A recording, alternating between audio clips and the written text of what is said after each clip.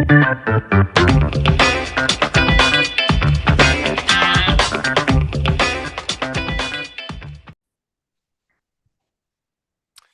right, happy Friday, everybody. It is the end of March, January, March. Wow, that's crazy. Time has flown. I hope you guys are having a good day. It is sunny out here in Seattle, so sending out good vibes to you. Today is going to be a good day because we got Vince Costa with us from down in Austin, currently in Texas. Vince is a mobile home park broker and an investor, so I'm sure he has some good wisdom to impart on us today. So, Vince, thank you very much for hopping on the show. I hope so. Yeah. Thanks for having me on, Gabe. Yeah, I'm excited to be here. Also, absolutely. Sunny, it's warming up here. Happy Good Friday. There you go. There you go. Yeah, in Texas, it gets what time? It gets hot pretty quickly, right? It gets hot like what, April, May? Yeah, we've got one. We're just coming out of our last cold spell, and it's going to be 100 probably in the next couple of weeks. Yeah, every time I go, we mentioned I own a couple properties down there, and every time I go down there, it's like August, and it's like 10 zillion degrees, and I'm just sweating my ass off, and it's tough. But you guys are tough down there in Texas, so Yeah, um, we know how to handle it, I guess. it's as much as you can. Yeah. I told you before we got on here, we like to start with stories. So why don't you take us back to the beginning of your story in real estate and tell us how you got started? Yeah, definitely. I started in real estate right out of college, and I worked my way up from a building superintendent, fresh out of college, 23 years old, and was building custom homes. From there, I was part of two big single-family projects, building neighborhoods. One was a condo project. It's called the Walsh in Central Austin. It's 55 houses. And then we built another project. I'm kind of worked my way up to a partner level for another 60 homes in New Braunfels, Texas, which is a beautiful part of the world here. And it was a cool project. Um, and I was a broker on the side the whole time while we were doing development and construction. And so working hard 7 days a week for, 8 years. And man, we were about we're through with phase one of our project of our that second project called Farmhouse in New Braunfels, and 25 houses built, 25 customers, countless subs. I had three superintendents working for me, and a partner, but I kind of was the main guy on the ground and at the city every night, and just it's a lot. No mobile home park next door is about passing through every month what our projected profits were for the whole year as passive income. And I said, Jesus. after quick math on that, I'm like, I gotta go see what this is all about. And so that's kind of how I got here. I recently moved to Fort Worth. I grew up in Austin, been there my whole life, and my wife and I just moved to Fort Worth. I joined Hope Brothers, Charlie Hope here, and Spearhead manufactured housing for him. They focus on storage mostly in this office. There's just a few of us brokers, and with my background and where I wanted to go, I came and, like I said, spearheaded the RV parks and the mobile home park brokerage side of things for Charlie. So Nice, man. um, yeah, it's been fun. It's been great. It's a good place to be. The two mobile home parks, I own with partners. They are awesome. I want more. I told you this before we got on the show. Really like mobile home parks. They're a great investment, and so it sounds like you've had a lot of experience spanning from development to brokerage to investing. So a lot to go into. Let's go back to the beginning when you first saw that mobile home park, when you're on that development site in Texas. How did you figure out that this is where you wanted to go? And once you got into that, have you bought a mobile home park yet? I have not. So I own storage in that same part of Texas. It's called Canyon Lake, New Braunfels area, and it's a small storage facility. And actually, I'm in the midst of selling it right now. We're under contract and set to close, and everything's running smoothly there. But it's a pretty small facility, and I'm kind of getting my ducks in a row to probably move over to the RV and mobile home park side of things, and a little bit probably closer to Fort Worth. Um, what I So you're looking found to you're is looking to buy your own mobile home RV. Yeah, hopefully, I mean, yeah, this storage deal, it's going to be fine for us, and we'll do well there. What we're and so yeah, we'll find and the ROI on the mobile home parks versus the storage. Mobile home parks is always, it seems to be, it's going to depend on project, but a little bit higher. But it's also a little bit more labor intensive, so you probably, unless it's big, want it closer to home where you can kind of manage it and check on it, and a little bit more moving parts on roofs over people's heads than grandma's old Christmas decorations that you don't care about in the mini storage. Yeah. But yeah, I mean, I love the mobile home parks, and I've been to a lot of them. My region right now covers everywhere from Colorado, New Mexico, and the 6 states surrounding North Texas. So Arkansas, Missouri, Kansas, and Oklahoma. And so I've seen a lot of mobile home parks already, and the short time I've been with Charlie. But yeah, sorry to answer your question, I guess. I was living in Austin, and I did the quick math on what the lot rents were. I was looking for actually a place to just hang my hat at night because we were working so hard at that project, and we were building luxury homes next door to this thing. That was about 250 houses, and the lot rents were $600 a month.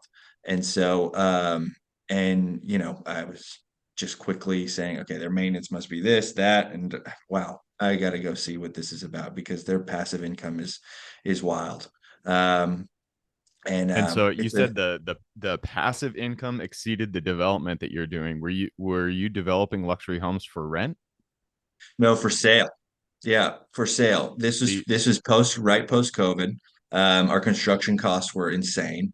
oh, And okay.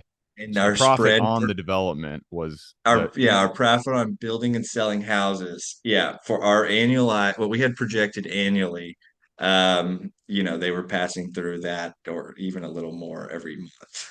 man, So that's rough. I mean, yeah, I no. feel like that kind of has to do with the development underwriting essentially, because you should be making a lot more on a development project than a mobile home can pass through in cash flow every month. Mobile home Yeah, you parks, even with should. 250 sites. I I know. mean, Yeah. I mean, you look at the size too. We were building 25 houses a year and they had 250 sites, and but yeah, it was post-COVID. Our lumber costs were crazy. All mm, the construction costs were crazy. yeah, I mean, it's new construction, so there's not very many comps to go around it. We're also building specialty product in a kind of on the outskirts of a niche area. Yeah. yeah, and so yeah, and that's kind of how that all worked though. Yeah. So let's tell me a little bit about the your marketing so far. You're on the brokerage side. You like brokerage. You're looking at mobile home parks. The hard part about getting a good deal in the mobile home side is finding the deal. It's just Right. getting in contact with the seller and getting a good purchase price. I mentioned I've been looking for a good one since we bought those two, 3 years ago now. So I haven't found a good mobile home park since then. How is your marketing going? What have you found that's worked on the mobile home side? Just tell us a little bit more about your brokerage. Yeah, so it's very active. It's active brokerage, and by that I mean it's a ton of cold calls, Okay. massive amounts of cold calls. Are you doing these cold calls yourself, or do you have a VA team working for you? Absolutely. No, I'm doing all the cold calls myself. And then it's just about follow up. If somebody says they can meet in the area, even if they're a couple hours away, it's you get in the truck and you go, you know. And so yeah, that's the best way we found to kind of find these mobile home parks because like you said, it's not like there's an MLS for it. It's it's tough to find. Yeah. So I feel like, especially for mobile home, because a lot of them are mom and pop run, not so much now, but if you're looking at the smaller mobile home parks, even 50 and under, they're going to be owned by smaller operators. And so yeah. getting in front of that person, like shaking their hand, goes such a long ways. I've been on the table with mobile home park owners across the country, and I'm always like, I'm not going to fly out to you until we have a signed contract, and that is people really push back on that. They want to shake your hand before they sign the contract. And so being able to actually go and meet the person is super important. Have you found that to be true with your own brokerage? Absolutely. I couldn't agree more. I think that's the biggest thing is, you got to remember, you and me are calling probably the same guy and countless other people. Obviously, the secret's out on mobile Yeah. home park, and so the biggest thing is just building that trust level. And I think that the only way you can really do that is to get in front of somebody and shake their hand and show that you're a good guy who's going to work hard for them. And so, yeah, Yeah. I couldn't agree more. Yeah, and it's amazing how much you actually do have to follow up until something actually turns into a deal. I've mentioned this on the podcast before. I think I followed up for 2 years before I closed the deal on this one deal that I worked on. I had been talking to the seller for over 2 years before we actually closed, just because things are going on in their life. It's not the right time to sell. It's not the right Definitely. the greater environment in which they exist is not correct for their sales tastes. But then one day comes and they're like, all right, today's the day. You call them, and they're ready to close. So um, Absolutely. I mean, I can give prime example of, if you would have asked me even 6 months ago, hey, is your storage units is your storage yard for sale? I would have said, no way, I'm never selling it ever. And it's going to be paid off this amount of time, and we'll hold it forever, you know, and circumstances change all the time. So always keep picking up the phone, and like you said, it took you 2 years to follow up and you got it. yeah. So tell me a little bit about the storage property you bought. That was your first one that you bought? Yeah, that was my first one I bought. Okay. I think I was it's like 27 when I bought it. It's pretty small. Okay. Um, How it's big? it's 30 units, 4,600 square feet. Hmm. So very small. It's a little bit, and now, like I said, I just moved. And so it's just a little bit too far to manage it correctly. And you were It's managing so it yourself? past. I was, yep. Okay. I've been managing it myself. And what you fight in this area is land cost versus what rents. And so, especially Austin to San Antonio corridor, the land values are just wild.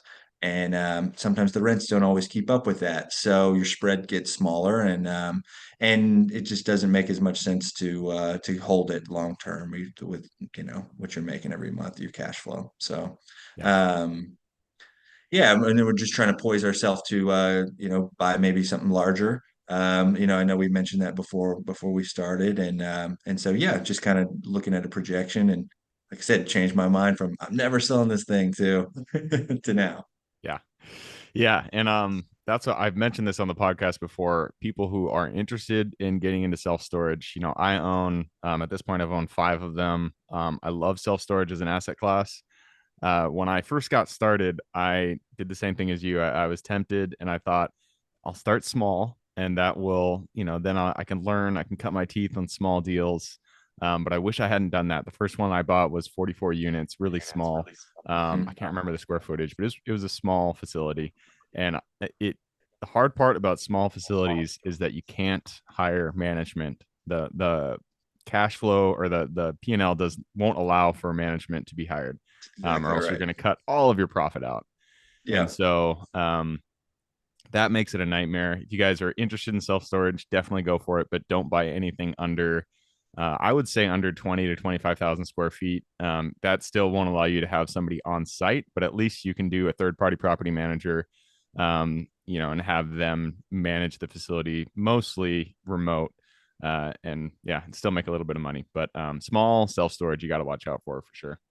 absolutely couldn't agree more with you. And so that's what just in the process of learning right now, and we're moving on to, to exactly what you said. Bigger and better things. There you go. Yeah, that's right. Right on, man. So for people who are considering becoming a broker, this is whenever I Mhm. have people who do brokerage on the side or it's their main gig on the show, I always like to ask. I'm not a broker. I've done investing since 2014 without getting my license. Every single year that passes, I sign up for that stupid course. I pay the 500 bucks, and I'm ready to get my broker's license. Just thinking like, oh, I should get it, but I just never do, and I haven't done it for 10 years. So I'm waiting for that perfect argument for somebody to come on and give me that pushes me over the ledge and actually get my license. What do you like about being a broker? Do you, for other investors out there, would you recommend that they get their license or just continue down the path of being an investor without a brokerage license? Yeah, I mean, it depends on what they want to do. I think um, getting your broker's license for fun, doesn't always make sense. I think if you want to be a broker and you want to push deals out to clients and kind of my biggest thing with the brokerage side is seeing countless amounts of deals. Mm, You can see how many deals are out there. You can see what deals, maybe even, like I said, I'm on manufactured housing, but the rest of my guys in the office are in storage. I can kind of see their deals and see what's good, what's not, and poise yourself when you're ready to, jump back onto that principal side and become an investor again. But brokerage is great if you want to be a broker. Um, that's my opinion. And I started right out of college. The second I got done with my last class of in university, I I started my real estate classes, and then from there, about 7 years later, I got the full broker's license, and so I could work on my own. I worked on my own for 6 months before, and then came here. But yeah, I mean, um, learning what's right and wrong and ethical and not, I think is all great on the brokerage side. But for me, it's I probably wouldn't get it unless you really decide you want to want be to a be a broker. broker and push deals. Yeah, Yeah. yeah, absolutely. Yeah, I guess that's not the argument. I'll continue Yeah, having having yeah, the it's not. I mean, there's a lot of things that come with holding the license, and yeah. and certain things you can say and do, and there are certain things you have to hold back from. With your if you're just on the principal side, it's kind of more of a Wild West Yeah, exactly. way of doing Uh business, at least. one of these years, I'll just push it off one more year. All right, man. Well, that wraps up the main portion, so it's time to jump into the quick question round. Are you ready? Yeah. All right. It starts with books or any form of education. Could be movies, could be Netflix shows, whatever. I just need two recommendations: one for general life wisdom, and then one for real estate.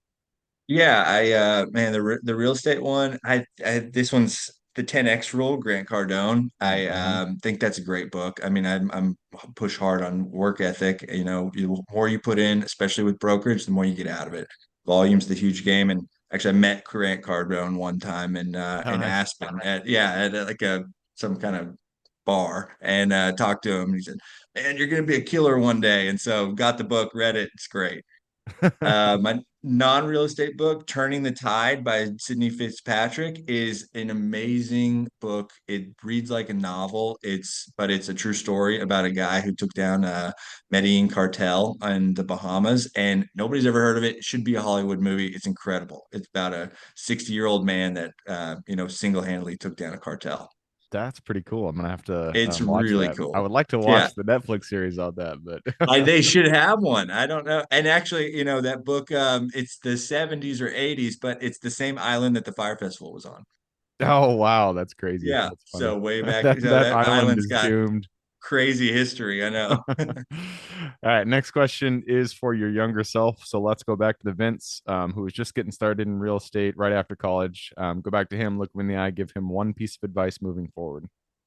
I would say, do not be afraid of cold calls. No one's going to reach through the phone and grab you or hit punch you. If they get mad on the cold call, just hang up and call the next guy. And like we were talking about earlier, circumstances change. Don't be afraid to call again in a year or in a month. You never know Yeah, where someone is on cold calls. Don't be afraid of that. Also, just the follow through afterwards. yeah, absolutely. And I would say the hard part is just picking up the phone. If Yeah. you're dragging your feet, just get up, pick up the phone, dial the number, press it. You don't have to be mentally there until they start talking. But once the ringing starts, then your mind will kick in and you'll be ready to rock. So, Absolutely. all right. Agree. Next question is about the U.S. It's a big place, a lot of opportunity. Give me the single metro you're most excited about investing in today. Man, Northwest Arkansas. Oh, interesting. Okay. Yeah, absolutely. Northwest Arkansas, because of where I'm from, I kind of look at all these articles that this is the next Austin. That's the next Austin, and so they say Bentonville is the next Austin, with how much money the Waltons have put into Bentonville. It's an amazing, amazing place. And I think it's just poised for mega growth. I'm excited Awesome. about Northwest Arkansas. A lot of my clients are excited about Northwest Arkansas. I get lots of calls about that every day. So Huh. That's interesting. I haven't yeah. not many people say Arkansas. In fact, I invested in Hot Springs and that was one of my nightmare Yeah. investments. But just because there was so much property damage there. But Yeah, Arkansas is a unique state, I would say. it A lot of is. cool. All right, Northwest But Arkansas. it's Maybe I'll have to look into it. definitely look into it. I couldn't say enough good things about it. All right. All right. Next question is about finding deals. It all starts with getting in contact with the seller. So tell me, what is your favorite way to generate leads and find new deals? Yeah, like I said, cold calling is probably the best way. And or call your broker. There you go. Take Networking with brokers. That's what actually a lot of yes, people that come on the show say that. And so you are a valuable commodity out there. Um, I'll always answer the phone. there you go. All right. Second to last question. This is about your strengths. We're all given gifts that we uniquely provide this world. So, what is your Superman strength?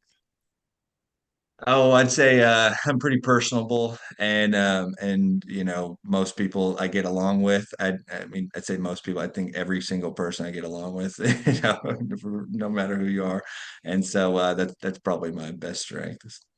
Yeah, that is a good strength to have in real estate because it's a people business, and so being personable Absolutely. definitely goes a long ways. All right, that brings us to the last question. This is for the listeners. You've given us a lot to think about. I'm sure people want to reach out, get in contact with you. It's a two-parter. Where can they find you, and then what can they expect when they reach out? Yeah, I'm on LinkedIn, and that's probably the best way to find me. You can send me a message on LinkedIn anytime, and I'll hit you back right away. And if you just send me your phone number, I'll pick up the phone and call you. Even better. There you go. I will put that link in the show notes. So if y'all want to reach out to Vince, just click the little more in the description. It'll pull down that full description, and in there you can find his link. All right, Awesome. man. That wraps it up. Thank you very much Okay. for hopping on the show. Yeah, of course. Thank you, Gabe. Appreciate Absolutely. you having me. For everybody who's here with us today, thank you guys for showing up. You are the reason we do this. So if you guys have any questions, reach out to me, Gabe at the realestateinvestingclub.com. If you want to support the show, just give us a like, subscribe, share, all that jazz. Other than that, hope you guys have a great week. Keep rocking real estate. Keep picking up that phone. Keep dialing those numbers. And I look forward to seeing you guys on the next episode.